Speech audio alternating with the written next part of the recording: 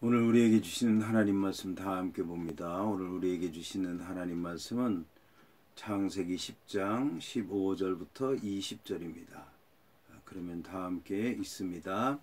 가나안은 장자 시돈과 헷을 낳고 또 여부스 족속과 아모리 족속과 기르가스 족속과 히위 족속과 알가 족속과 신 족속과 아르와 족속과 스말 족속과 하맛 족속을 낳았더니 이후로 가나안 자손의 족속이 흩어져 나아갔더라.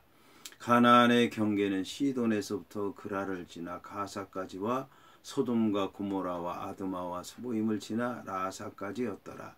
이들은 함의 자손이라 각기 족속과 언어와 지방과 나라대로였더라. 아멘. 오늘 말씀의 제목은 가나안의 자손입니다. 그러면 본문의 말씀을 통해 함께 은혜 나눕니다. 오늘 말씀은 가나안은 장자 시돈과 헷을 낳고 또 여부스 족속과 아모리 족속과 기르가스 족속과 히위 족속과 알가 족속과 신 족속과 이렇게 쭉 족보가 나오는 것을 볼 수가 있습니다.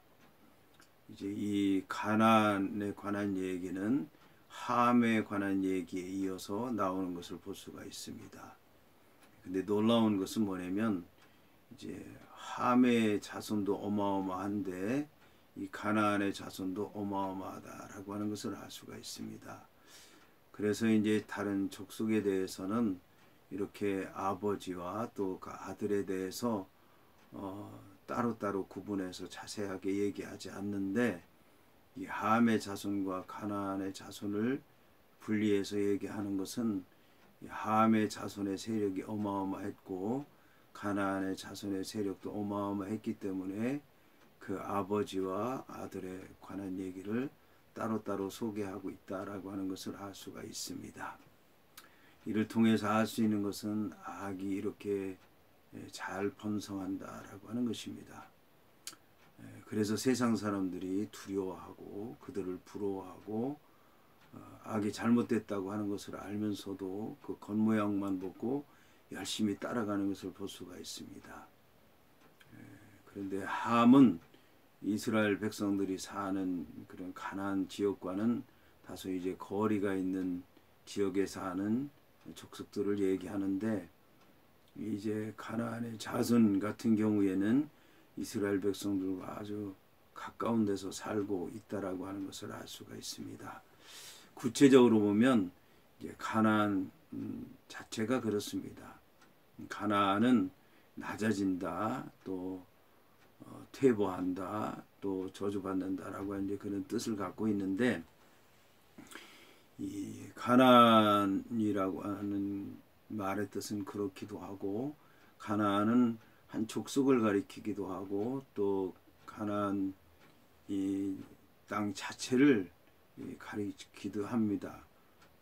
그리고 그 가나안 7족속 가운데 한 족속을 하기도 하고 전체를 가리키기도 하고 여러 가지 의미를 갖고 있다라고 하는 것을 알 수 있습니다. 그러니까 이 가나안이라고 하는 뜻이 그렇게 여러 가지로 쓰이는 이유는 이제 가나안의 한 족속이기도 하지만 이 가나안 족속이 그 가나안 땅에서 갖는 영향력이 그렇게 상당하다라고 하는 것을 얘기하는 것입니다. 그리고 이제 이 또 특징적인 것이 뭐냐면 여기에 나오는 이 자손들의 이름을 보면 족속이라고 하는 얘기가 나옵니다. 족속이라고 하는 그 뜻은 작은 단위거든요. 가장 작은 단위의 민족이라든지 또는 백성이라든지 뭐 이런 건 큰 뜻으로 쓰이는 거고 족속은 이제 그 한 공동체, 작은 공동체 그런 단일 집단을 얘기하는 것이죠.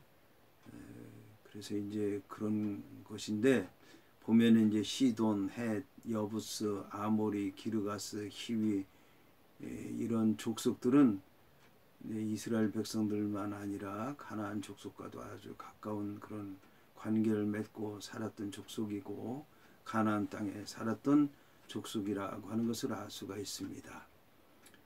그리고 여기 나았다는 그런 말이 나오는데, 나았다라고 하는 얘기는 이제 여자가 해산을 통해서 나았다는 그런 얘기고, 고통 가운데서 나았다는 얘기고, 또 고통을 준다는 그런 의미로 쓰이기도 했는데, 이런 의미로 함이라든지 가나안에 대해서는 이런 뜻으로 이제 또 얘기하고 있다고 하는 게 특징적이라고 볼 수가 있습니다. 그리고 이제 이들이 족속이 흩어져 나아갔더라. 흩어져 나아갔다는 얘기는 단순히 여기저기 사방으로 흩어져 나아갔다는 얘기만 아니라 생동력 있게 퍼져 나갔다는 얘기고 번창했다는 그런 얘기입니다. 성경 말씀을 자세히 들여다보면 참 섬찟할 때가 많이 있는데, 하나님의 자녀들이 이렇게 쭉쭉쭉쭉쭉 뻗어나가야 되는데 악의 세력이 이렇게 쭉쭉쭉쭉 뻗어나가는 것을 보면 그 두려운 생각이 나고 믿음이 떨어지게 되고, 하나님께서는 뭘 하고 계시나 자꾸 이제 그런 의심이 들 때도 많이 있습니다. 이렇게 악의 세력은 뻗어나는데 믿음의 세력은 더디기가 한이 없어요. 숫자도 적어요. 힘도 없어요. 그래서 참 이게 심적으로 영적으로 세상적으로 부담이 될 때가 많이 있는데, 그 이유가 있습니다. 왜냐하면 믿음의 사람들은 세상적으로만 살아야 되는 게 아니라 말씀으로 살아야 되는 거거든요. 근데 말씀이라고 하는 게 영적으로는 순식간에 임하지만 육체의 행동을 통해서 세상의 삶을 통해서 이루어지려면 우리의 기존의 사고방식과 또 행동과 삶이 변화되어야 되고, 그런 과정이 굉장히 힘들고 복잡하고 많이 걸리죠. 그 또 세상 삶을 통해서 그게 다 이루어지려면 그만큼 수고해야죠. 또 열매 맺을 때까지 기다려야죠. 주위에 핍박이 있죠.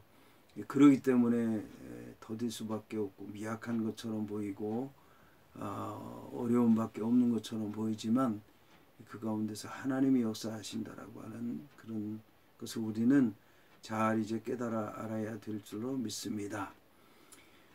자, 이렇게 해서 이제 함의, 근데 또 함의 자손이라는 거예요. 그러니까 함도 막강한 세력을 갖고 있는데 가나안도 막강한 세력을 갖고 있고, 이들이 이제 이렇게 흩어져 나아가고, 그런데 함의 자손이 각기 족속과 언어와 지방과 나라대로였더라. 특징적인 게 사람만이 아니라 언어, 말에 굉장히 성경은 말에 관심이 많다는 것을 알 수 있습니다.